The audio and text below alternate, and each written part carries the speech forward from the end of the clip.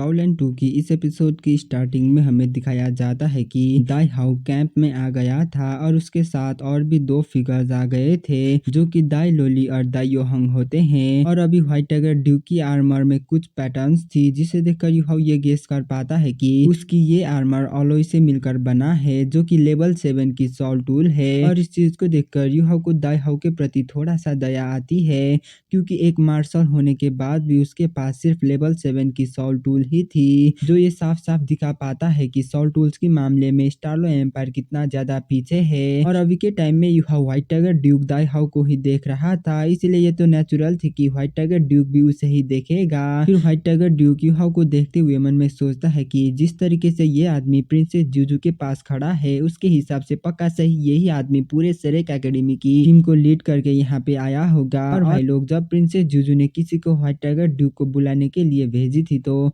White tiger Duke को सिर्फ इतना ही बताया गया था कि सेरेक एकेडमी से कुछ रिप्रेजेंटेटिव आए हैं, लेकिन उसे ये बताया गया नहीं था कि आखिर वो लोग कौन है। इसीलिए अभी वो यूहाओ और उसकी इस टीम को देखकर वो कुछ ज्यादा ही डिसअपॉइंट हो गए थे क्योंकि यूहाओ और बाकी लोग अभी सिर्फ 20 साल के ही आसपास थे। वैसे तो वो ओपनली इस चीज को एक्सप्रेस नहीं करता, लेकिन फिर भी वो अंदर ही अंदर थोड़ा सा उदास हो गया था। और अभी उसके मन में यही चल रहा था कि अगर यहाँ पे सेरेक से थोड़ा सा स्ट्रांग इंडिविजुअल आया होता तो शायद यहाँ की सिचुएशन को कभी भी बदला जा सकता था, लेकिन ये 20 सालों की छोटे बच्चे आखिर बैटलफील्ड में क्या ही कर पाएंगे। दाई हाउ तो ऐसे ही सोच रहा था, लेकिन तभी दाई योहंग खुश होकर कहता है कि यूहाओ तो ये तुम हो। इतना कहने के साथ ही वो अपने मुंह को बंद करता है क्योंकि वो अभी आर्मी कैंप के अंदर था और उससे भी बढ़कर उसके फादर अभी वहीं पे थी। फिर व्हाइट टाइगर ड्यूक एक बारी दाई योहंग को देखता है, लेकिन फिर वो यूहाओ के तरफ फोकस करता है। वैसे तो यूहाओ अपने तरफ से पूरी तरीके से बेस्ट कर रहा था अपने आप को शांत रखने के लिए, लेकिन फिर भी वो अपने आप को पूरी तरीके से शांत रख नहीं पाता क्योंकि अभी वो जो पर्सन यूहाओ के आगे खड़ा था वो उसकी फादर थी, या ये कहूँ कि वो पर्सन एक ऐसा पर्सन था जिसे यूहाओ ने सबसे ज्यादा हेट करा था। हालांकि कुछ बारी मिलने के बाद यूहाओ ने रिवेंज लेने के बारे में सोचना कम कर दिया था और ऐसे ही यूहाओ ने व्हाइट टाइगर ड्यूक को 2 बार बचा लिया था। वैसे अगर बात किया जाए तो यूहाओ ने व्हाइट टाइगर ड्यूक को एक बारी elite continental advance soul master academy tournament में मिला था, लेकिन तब यूहाओ काफी ज्यादा ही कमजोर था, इसीलिए दाई हाउ ने उसे ज्यादा नोटिस नहीं करा था। और इस बारी ये यूहाओ की पहली बार होती है जब यूहाओ और white tiger Duke face to face मिले थे। और अभी इस टाइम में यहाँ की कोई भी लोग इस चीज को नोटिस कर नहीं रहे थे कि दाई लोली की मुंह हैरानी की वजह से थोड़ा सा अपने आप ही खुल गया था। दाई लोली यहाँ पे यूहाओ को देखकर थोड़ा सा हैरानी में पड़ गया था क्योंकि दाई लोली यूहाओ को यहाँ पे देखने के साथ ही तुरंत ही पहचान लेता है। उससे भी बढ़कर दाई लोली दाई योहंग से तो काफी गुना ज्यादा ही हैरानी में पड़ गया था, इसलिए वो अपने मन में सोचता है कि एल्डर ब्रदर आखिर तुम मेरे साथ किस तरीके की गेम खेल रहे हो, तो तुम सच में सेरेक एकेडमी से हो। और भाई लोग, कुछ दिन जब यूहाओ अचानक किसी को बताए बिना इस जगह को छोड़कर चले गया था तो दाई लोली काफी ज्यादा ही घबरा गया था कि कहीं यूहाओ को कुछ हो गया ना हो। इसी चिंता की वजह से दाई लोली ने white tiger duke Dai how के साथ काम करने के लिए असाइन भी कर दिया था। अगर हम लोग पास्ट की बात करें तो दाई हाउ दाई लोली को अपने साथ काम करवाना नहीं चाहता था क्योंकि पास्ट में उसे ऐसा लगा था कि दाई लोली के लिए सिंपल लाइफ बिना रिस्क के जीना ही काफी अच्छा रहेगा क्योंकि वो व्हाइट टाइगर ड्यूक की टाइटल को इनहर्ट करने के लिए कैपेबल नहीं था। हालांकि दाई लोली की मिस्टीरियस मास्टर के अपेयर होने के साथ ही दाई लोली की मार्शल सोल अवेकन हो गई थी और उसकी कल्टीवेशन भी काफी तेजी में बढ़ने लगा था। वैसे तो दाई लोली एज की हिसाब से थोड़ा सा बड़ा हो चुका था, लेकिन फिर भी उसके पास अभी भी पोटेंशियल थी, इसलिए व्हाइट टाइगर ड्यूक को भी अनसेल्फिश बनकर सभी बेटों को बराबर हक देना था। इसलिए दाई हाउ ने दाई लोली को अपने साथ रखकर टेम्पररी दाई योहंग से ट्रेनिंग करने के लिए कहा था, जो कि उसके लिए भी काफी अच्छा बात रहेगा। और अभी के टाइम में यूहाओ के पूरे अटेंशन व्हाइट टाइगर ड्यूक के ऊपर ही टिका हुआ था और अभी वो यंगर ब्रदर के ऊपर फोकस बिल्कुल भी कर नहीं रहा था और वो अभी प्रिंसेस जुजू के साथ ग्रीट करने की इनिशिएटिव लेता है। फिर प्रिंसेस जुजू हंसते हुए कहती है कि अंकल दाई, चलो मैं आपको इंट्रोड्यूस करती हूँ कि ये लड़का कौन है। ये लड़का पूरे सेरेक एकेडमी की यंगर जेनरेशन के अंदर नंबर 1 टैलेंट है और तो और इसने ही स्पिरिट पगोडा को भी स्टैब्लिश करा था और तो और यही सिगड़ पवेलियन के भी यंगेस्ट मेंबर है। इसलिए मुझे पूरा भरोसा है कि आपने वो यूहाओ की इस नाम को पहले भी सुनकर रखा होगा। और भाई लोग, प्रिंसेस जुजू की इंट्रोडक्शन पूरे डिटेल में किया गया था, इसीलिए white tiger duke Dai Hao Yuhao के बारे में जानकर कम्प्लीटली शॉक होता है। और ये तो नेचुरल थी कि व्हाइट टाइगर ड्यूक ने यूहाओ की इस नाम को पहले भी काफी दफा सुनकर रखा था और जब पहली बार स्पिरिट पगोडा स्टैब्लिश होने वाला था या स्पिरिट के बारे में उसे जानने को मिला था, तो तब उसने दाई योहांग को ये पूछा था कि क्या तुम्हें हुओ युहाओ के बारे में पता है या नहीं। तो दाई योहांग ने भी उसकी सारी एक्सपीरियंस युहाओ के साथ में बता दिया था। वो युहाओ एक लेजेंड है और वो 20 साल होने से पहले सीगर्ड पवेलियन की मेंबर भी बन गया था। आखिरकार ये किसे ही पता होगा कि सीगर्ड पवेलियन क्या रिप्रेजेंट करता है। सीगर्ड पवेलियन पूरे एकेडमी की हाईएस्ट लेवल थी और अभी इस मोमेंट में व्हाइट टाइगर ड्यूक हुओ युहाओ को उसकी उम्र की वजह से अंडर एस्टिमेट करने की हिम्मत नहीं करता है। उससे भी बढ़कर युहाओ ने स्पिरिट पगोडा को एस्टेब्लिश करा था, जो कि बाकी लोग इसके बारे में सोच भी नहीं पाए थे। इस यंग मैन को तो जीनियस शब्दों में भी डिस्क्राइब करा नहीं जा सकता है। वैसे तो सेरेक ने कोई भी स्ट्रॉन्ग इंडिविजुअल को यहाँ पे नहीं भेजा था जिनके पास 9th सोल रिंग हो, लेकिन फिर भी सेरेक ने यहाँ पे युहाओ को भेजा है। इसका मतलब ये है कि सेरेक एकेडमी वार को लेकर कितना ज्यादा हाई सोचते हैं। और तो और एक बारी दाई योहांग ने व्हाइट टाइगर ड्यूक दाई हाओ को ये भी बता दिया था कि फ्यूचर में हुओ युहाओ ही सीगर्ड पवेलियन के मास्टर बनने वाला है। इसीलिए अभी की युहाओ की पोजीशन क्राउन प्रिंस से भी ज्यादा था। और अगर बात किया जाए तो अभी के टाइम में युहाओ पहले के जैसे रुकी नहीं था। अब वो अपने इमोशन को पूरी तरीके से कंट्रोल करता है और वो हंसते हुए कहता है कि ग्रीटिंग्स व्हाइट टाइगर ड्यूक, हर हाईनेस काफी ज्यादा ही काइंड थी। मैंने स्पिरिट पगोडा को इस्टेब्लिश नहीं करा है, ये इसीलिए सक्सेस हो पाया था क्योंकि सेरेक एकेडमी और बाकी की तीनों एम्पायर्स ने मुझे मदद किया था। और तो और इसके साथ ही साथ सेवेज सोल बीस्ट ने भी रिसर्च करने में काफी ज्यादा ही मदद करा था। जिस पर प्रिंसेस जुजू जवाब देते हुए कहते हैं कि इस बात के बारे में हम सभी लोगों को ये तो अच्छी तरीके से पता है कि तुमने रिसर्च करा हुआ स्पिरिट के बिना हम स्पिरिट पगोडा को कभी भी स्टैब्लिश कर नहीं सकते थे। और मैंने तो ये सुना था कि स्पिरिट पगोडा सोल मास्टर के लिए होली ग्राउंड जैसी है और तो और इसकी फ्यूचर पोटेंशियल अनलिमिटेड है। ये बुरी बात है कि अगर वार शुरू नहीं हुई होती तो मैं भी तुम्हारे साथ स्पिरिट पगोडा की हेडक्वार्टर्स के अंदर चली जाती।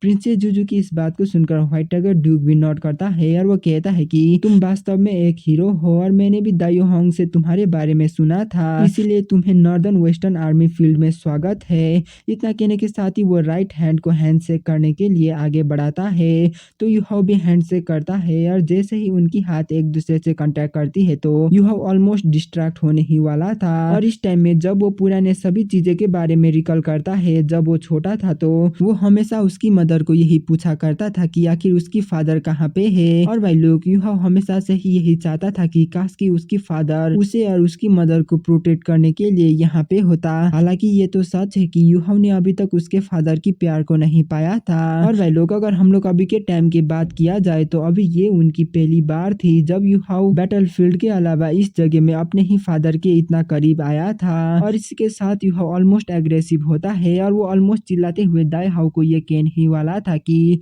आखिर तुम कहाँ पे थे जब मैं छोटा था। लेकिन अब वो दाई युहाओ नहीं था, अब वो हुओ युहाओ बन चुका था। इसीलिए वो तुरंत ही अपने इमोशन को कंट्रोल करता है और अभी युहाओ की हाथ थोड़ा सा ठंड भी होने लगा था, जिसे देखकर व्हाइट टाइगर ड्यूक को भी थोड़ा सा अजीब लगा था। कुछ मोमेंट्स के लिए दाई हाओ को ऐसा लगता है कि युहाओ के कुछ बुरा इरादा है, लेकिन फिर भी उसे सबकॉन्शियसली ऐसा महसूस होता है कि जैसे कि युहाओ को पूरी तरीके से ट्रस्ट किया जा सके। हैंडशेक करने के बाद ही वो दोनों कंपोजर को रिगेन करते हैं। फिर व्हाइट टाइगर ड्यूक कहते हैं कि तुम सभी लोग हमारे ऑनरेबल गेस्ट हो। फिर प्रिंसेस जुजू व्हाइट टाइगर ड्यूक को सीट ऑफर करती है, जो ये दिखाती है कि प्रिंसेस जुजू व्हाइट टाइगर ड्यूक को कितना ज्यादा रिस्पेक्ट करती है। और अभी के टाइम में युहाओ व्हाइट टाइगर ड्यूक की लेफ्ट साइड में बैठा हुआ था, जबकि प्रिंसेस जुजू राइट साइड में थी। जबकि दाई योहांग और दाई लोली सीट में नहीं बैठे थे क्योंकि व्हाइट टाइगर ड्यूक हाउस की अपने ही स्ट्रिक्ट रूल्स थी और इस मिलिट्री में दाई हाओ अपने ही बेटे के ऊपर भी स्ट्रिक्ट था। और अभी दाई लोली युहाओ के बाजू में ही खड़ा था और वो बिना रुके युहाओ को ही देखते ही जा रहा था।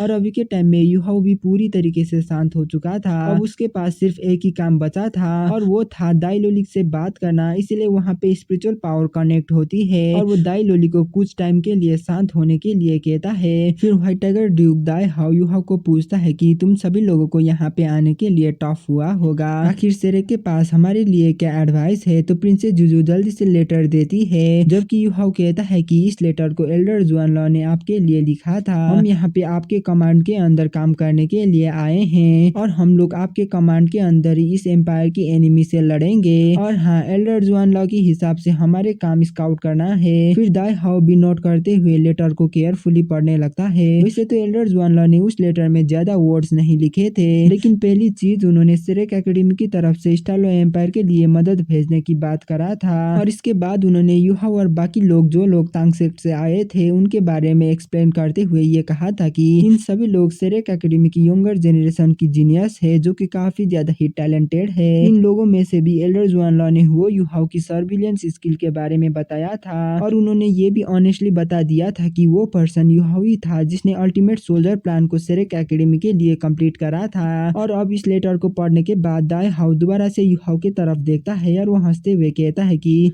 जबकि तुम सभी लोग यहाँ पे आ चुके हो तो अब हम भी और ज्यादा डिले नहीं करते हैं। जिस रीजन की वजह से सन मून एम्पायर हमें चेज कर रहे थे वो इसीलिए था क्योंकि हमारे जासूस कम्प्लीटली सील्ड हो गई थी। हमें मिंगडू माउंटेन रेंज के बारे में कुछ भी पता नहीं था। उन लोगों ने हमारी फ्रंट लाइन की फ्रेंडली ट्रूप्स के साथ की रिलेशनशिप को ब्रेक कर दिया था। व्हाइट टाइगर ड्यू की इस बात को सुनकर युहाओ कम्प्लीटली शॉक्ड हो गया था। फिर व्हाइट टाइगर ड्यू कंटिन्यू करते हुए कहता है कि सन मून एम्पायर से वहाँ पे कुछ एक्टिव टैक्टिकल यूनिट्स हैं जो कि हाई टायर सॉल इंजीनियर से बना हुआ है। वैसे तो मुझे ये पता नहीं है कि उन लोगों ने ऐसा कैसे कर पाए थे लेकिन मुझे पूरा भरोसा है कि उनकी aerial flying type soul tool की वजह से हम अंधे हो गए थे। और तो अभी की सिचुएशन काफी ज्यादा ही ऑकवर्ड हो चुके हैं। हम डायरेक्ट असॉल्ट को भी कैरी कर नहीं पाए जबकि सन मून एम्पायर ने एक्सट्रीमली स्ट्रॉन्ग सॉल टूल को मिंगडू माउंटेन रेंज में इंस्टॉल कर लिया था जो कि सच में काफी ज्यादा ही डिस्ट्रक्टिव है। इसलिए मुझे ऐसा लगता है कि हम उनके ऊपर अटैक भी कर नहीं पाएंगे क्योंकि हम अभी भी काफी ज्यादा ही पीछे हैं। सिर्फ देखने में ही हमें ऐसा लग सकता है कि हम उन्हें मॉनिटर कर रहे हैं लेकिन सच तो यही है कि हमें इसके बारे में कुछ भी पता नहीं है कि सन मून एम्पायर के लोग अब क्या करने वाले हैं और क्या कर रहे हैं। इसीलिए हम इस वार में पूरी तरीके से डिसएडवांटेज में हैं। हमारी जजमेंट के हिसाब से सन मून एम्पायर शायद से हेवनली सोल एम्पायर को एम कर रहे हैं लेकिन काफी सारे दिन बीत चुके हैं। हमें अभी भी एक्यूरेट जवाब हेवनली सोल एम्पायर से नहीं मिला है और अभी जबकि हमारे पास कोई एक्यूरेट आंसर नहीं है तो हम कम्प्लीटली डिसएडवांटेज में हैं। दाई की इस बात की सुनने के बाद सभी लोगों की एक्सप्रेशन ग्रीम होती है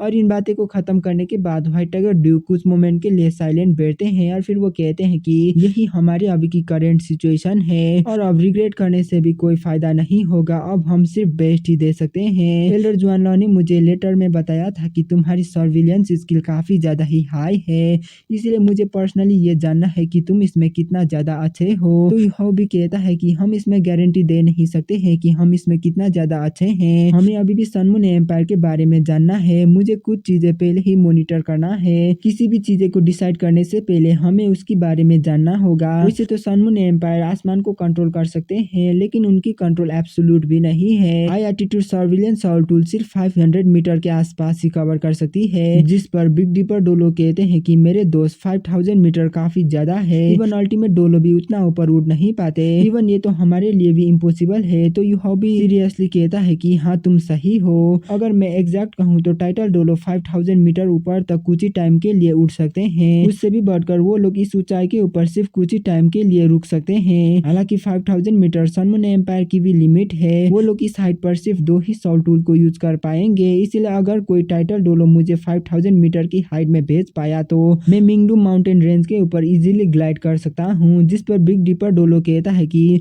क्या तुम्हारा मतलब ये है कि तुम उनकी सर्विलेंस सॉल टूल को अवॉइड कर सकते हो जो कि 5000 मीटर के आसपास है। तो युहाओ भी कहता है कि हाँ मैं पूरी तरीके से कॉन्फिडेंट हूँ। मैं 2000 से लेकर 5000 मीटर के ऊपर ग्लाइड करने की कोशिश करता हूँ। वैसे तो मैं 5000 मीटर के ऊपर ग्लाइड के अलावा उड़ नहीं सकता हूँ लेकिन फिर भी मैं उस टाइम में खुद को प्रोटेक्ट कर सकता हूँ। तो व्हाइट टाइगर ड्यू कहते हैं कि क्या ये डेंजरस नहीं होगा। तो युहाओ एक स्माइल के साथ कहता है कि लो टेम्परेचर मेरे लिए कोई भी बड़ा प्रॉब्लम नहीं है। मेरी martial soul ice type martial soul है इसलिए मैं कोल्ड को भी रेजिस्ट कर सकता हूँ और तो और मेरे लिए कोल्ड को रेजिस्ट करना कोई भी बड़ी बात नहीं है इसलिए मैं वहाँ पर ठीक रहूंगा। जिस पर व्हाइट टाइगर ड्यू कहते हैं कि हालांकि अगर तुम एनिमीज की टेरिटरीज में घुस भी पाए तो भी आखिरकार तुम वहाँ से यहाँ पे कैसे लौटोगे। जिस पर युहाओ कहता है कि मुझे मेरी सर्विलेंस एबिलिटी के ऊपर पूरी तरीके से भरोसा है। मेरे लिए लौटने के लिए कोई भी बड़ा प्रॉब्लम नहीं है। लेकिन तभी हमें किसी की क्रिप्स आवाज सुनाई देती है जो कहती है कि रुको तुम एक काफी बड़ा प्रॉब्लम के बारे में तो भूल ही गए। इस आवाज को सुनकर जब युहाओ उसके सर को उसी आवाज की तरफ करता है तो ये आवाज तांग उटांग की होती है। फिर तांग उटांग सीरियस होकर कहती है कि तुम टाइटल डोलो के हेल्प से सच्ची में 5000 मीटर ऊपर तक ग्लाइड तो कर सकोगे। हालांकि क्या तुमने मिंगडू माउंटेन रेंज की हाइट के बारे में सोचा है। वैसे तो मुझे डिटेल के बारे में पता नहीं है लेकिन फिर भी मुझे ऐसा लगता है कि मिंगडू माउंटेन माउंटेन एटलीस्ट 2100 मीटर ऊपर होगा। अगर तुम इन माउंटेन्स की पीक में सॉल टूल्स को इंस्टॉल करते हो तो तुम तब तक उनसे छिप नहीं पाओगे जब तक तुम तुम्हारे एल्टीट्यूड को 5000 मीटर के आसपास एडजस्ट नहीं कर लोगे। और अभी व्हाइट टाइगर, ड्यूक, प्रिंसेस जुजू और बाकी सोल मास्टर अभी यूहाओ की बातों में एग्री करते हैं। फिर यूहाओ भी एक स्माइल के साथ कहता है कि ऑफ कोर्स मैंने इस प्रॉब्लम के बारे में ऑलरेडी सोच लिया था। 1000 मीटर के ऊपर ही आ सकते हैं, उससे भी बढ़कर सबसे ज्यादा सोल टूल ग्राउंड के लिए एम किया गया था। अगर वो लोग ग्राउंड से स्काई में अटैक करने की कोशिश करते हैं तो वो लोग सिर्फ 1000 मीटर ऊपर तक ही अटैक कर पाएंगे, क्योंकि इन एरियल सर्विलेंस सोल टूल की भी अपने ही कुछ कंडीशन होते हैं। और जो सर्विलेंस सोल टूल उन लोगों ने वहाँ पे इंस्टॉल करा था वो पक्का सही आसमान की तरफ मुड़ा होगा। इसलिए चलो पहले सर्विलेंस सोल टूल की सिचुएशन के बारे में देखते हैं। अभी हमें ये पता है कि सनमून एम्पायर की ground based surveillance soul tool सबसे ज्यादा इफेक्टिव है। वो लोग काफी आसानी के साथ में 1500 मीटर तक स्कैन कर सकते हैं। यूहाओ की इन एग्जैक्ट एक्यूरेट जवाब को सुनकर वहाँ की सभी लोग काफी ज्यादा ही हैरान होते हैं, क्योंकि उनकी सारी इन्फॉर्मेशन को कंबाइन करके भी उनकी इन्फॉर्मेशन यूहाओ की इन्फॉर्मेशन के साथ कंपेयर कर नहीं सकती थी। फिर यूहाओ दोबारा से कंटिन्यू करते हुए कहता है कि इसीलिए मैं ठीक रहूंगा, मैं आसानी के साथ में उतना हाइट में तो काफी आसानी के साथ में ग्लाइड कर पाऊंगा और वहां पे जाकर मैं अपने सर्विलेंस सोल टूल को भी परफॉर्म कर पाऊंगा। इतना कहने के साथ ही उसकी आंखें गोल्डन लाइट से चमकने लगता है और इसके साथ यूहाओ की स्पिरिचुअल वेव रिलीज होती है। स्टारलो एम्पायर से अभी सोल मास्टर काफी ज्यादा ही शॉक्ड होते हैं। हालांकि वो लोग तुरंत ही ये समझ जाते हैं कि ये यूहाओ की स्पिरिचुअल पावर है। वैसे तो वो लोग इसे सबकॉन्शियसली रेजिस्ट करने की कोशिश करते हैं, लेकिन फिर दाईहाओ की सिग्नल पाने के बाद वो लोग रेजिस्ट करना बंद करते हैं और इसी के साथ यूहाओ की स्पिरिचुअल पावर सभी के साथ लिंक्ड होती है और सभी लोग 5 किलोमीटर के अंदर सभी चीजें को काफी आसानी के साथ में काफी डिटेल के साथ देख पाते हैं। और इसी की वजह से दाईहाओ कम्प्लीटली शॉक था। प्रिंसेस जुजू, बिग डिपर, डोलो और बाकी सभी लोग भी काफी ज्यादा ही हैरान हो गए थे। फिर यूहाओ कहता है कि अगर मैं यूनिडायरेक्शनल डिटेक्शन की बात करूँ तो मैं कॉन्फिडेंट हूँ कि मैं 5 किलोमीटर को आसानी के साथ कवर कर सकता हूँ, इसलिए मैं मिंगडू माउंटेन की सिचुएशन को आसानी के साथ में एनालाइज कर पाऊंगा। मुझे पूरा भरोसा है कि मेरी एबिलिटीज एक्यूरेट हैं। हालांकि मैं ज्यादा इंफॉर्मेशन को ऑब्टेन कर नहीं पाऊंगा अगर मैं सिर्फ एक ही बार वहां पे चेक करूंगा तो, क्योंकि ये इसीलिए है क्योंकि मैं ये इंश्योर करना चाहता हूँ कि मैं सभी इंफॉर्मेशन को बेस्ट कंडीशन में हासिल कर सकूं और ऐसे ही सभी चीजें को पता चलने के बाद मैं अपने बेस्ट करूंगा यहाँ पे बिना पकड़े लौटने के लिए। अगर मैं सक्सेसफुली यहाँ पे लौट पाया तो मैं दोबारा से वहाँ पर जाऊंगा, इससे मैं सभी इंफॉर्मेशन को एक्यूरेटली काफी आसानी के साथ में हासिल कर पाऊंगा। यूहाओ तो इन्हीं सारी बातों के बारे में बता रहा था, जबकि व्हाइट टाइगर ड्यूक को यूहाओ की स्पिरिचुअल शेयरिंग कुछ ज्यादा ही फेमिलियर लगता है। इसीलिए वो अपने मन में सोचता है कि क्या इस पर्सन के साथ उस पर्सन का कुछ लेना देना है जिसने मुझे पहले भी काफी दफा बचाया था। और भाई लोग वैसे अगर बात किया जाए तो व्हाइट टाइगर ड्यूक को ये पता नहीं था कि यूहाओ ने ही उसे 2 बार बचाया था, क्योंकि उस टाइम में यूहाओ देखने में पूरे कंटिनेंट की स्ट्रॉन्ग इंडिविजुअल जैसा लगता था। फिर बिग डिपर डोलो खुश होकर कहता है कि तो ये काफी अच्छा बात है यंग मैन, मुझे माफ करना कि मैंने तुम्हें पहले डाउट करा था। तुम्हारे यहाँ पे आने की वजह से हमें एक काफी बड़ा उम्मीद मिल गई है। अगर तुम एनिमी की फॉर्मेशन को देख पाते हो तो इसकी वजह से हमें काफी बड़ा उम्मीद मिल जाती है। अगर तुम एनिमी की फॉर्मेशन को देख पाए तो हमारी सिचुएशन काफी अच्छा रहेगा।